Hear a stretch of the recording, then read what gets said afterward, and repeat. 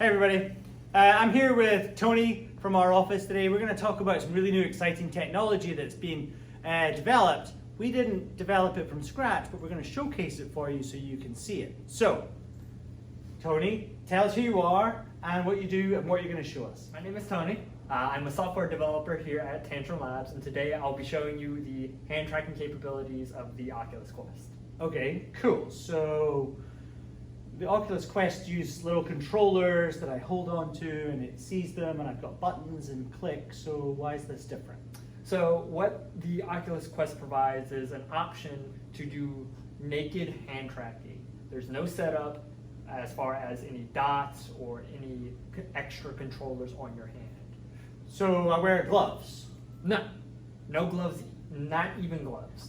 I paint my hands with invisible luminous paint. No, none of that is required. You simply put your hand in front of you and the Oculus Quest is able to recognize that your hand is in front of you. Okay, so I will start calling you Tom from now on, like Tom Cruise from Minority Report, and you just move your hands and things happen in VR? Yes, that is correct.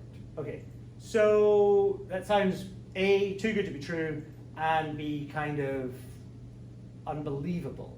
So how have we gotten to this? How did we even get to that stage?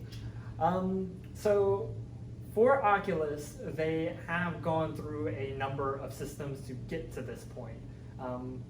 It has started off with hand tracking as far as putting dots for animations. We are still using controllers. They are a more reliable sense of input, but sometimes you can't get the same feeling as using your naked hand.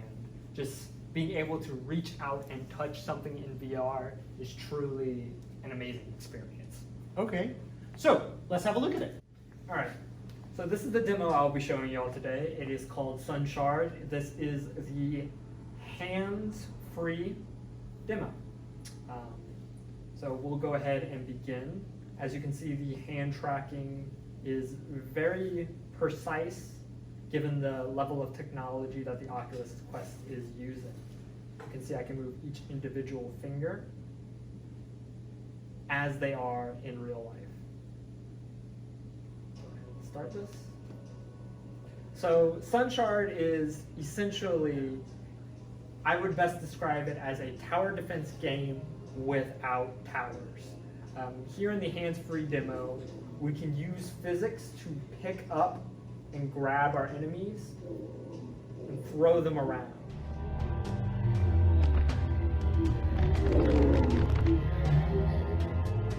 So, I have a selection of nifty little spells that we can use, such as these lasers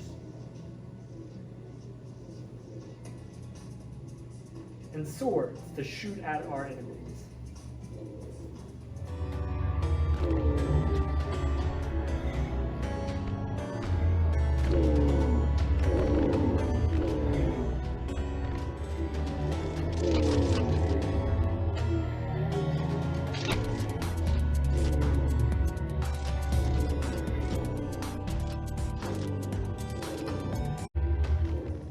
Cool, so Tony, this is a game that's still in development mode, right? Yes, currently right now this game is still in development under what is known as the Side Quest store.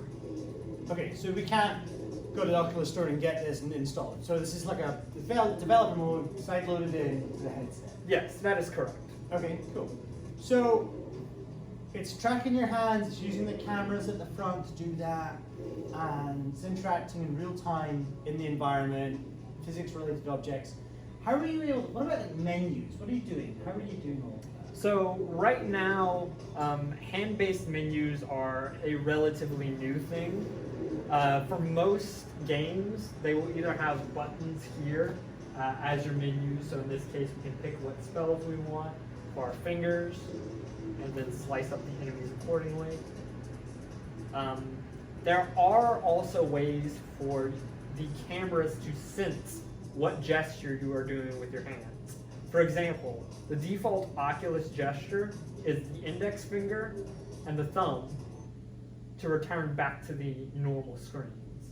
Nice. So you can even navigate through not just the game that's been built, but through the actual menu systems as well. Absolutely. In this way, we use the pinching function, which you take your index and thumb finger and just make a pinch motion to select buttons here in the Oculus menu.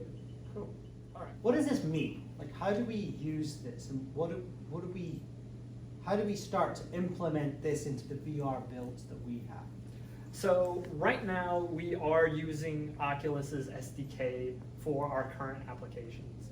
To further use these hands in our applications, we're first going to have to identify, well, what areas does it make practical sense for us to have naked hand tracking? It's not an expensive procedure on the hardware, but it's more of a, does this feel better than having actual controllers in our hands? When I talk about expensive, I'm talking computing power on the Quest. It does have a limited computing capacity, less than a computer, but definitely more than the Oculus Go version. Okay, great. Well, thanks, Tony. So it sounds like we've got a really early new technology there that still needs to be completely developed, but we're working on trying to find out the right use cases for it. It won't work for everything. Some things will always require buttons and controllers and will make more sense and be more natural. But as I'm doing right now, using our hands as humans is a natural way to interact. All right, so stay tuned. I'm sure we'll have more of these videos soon. Thanks.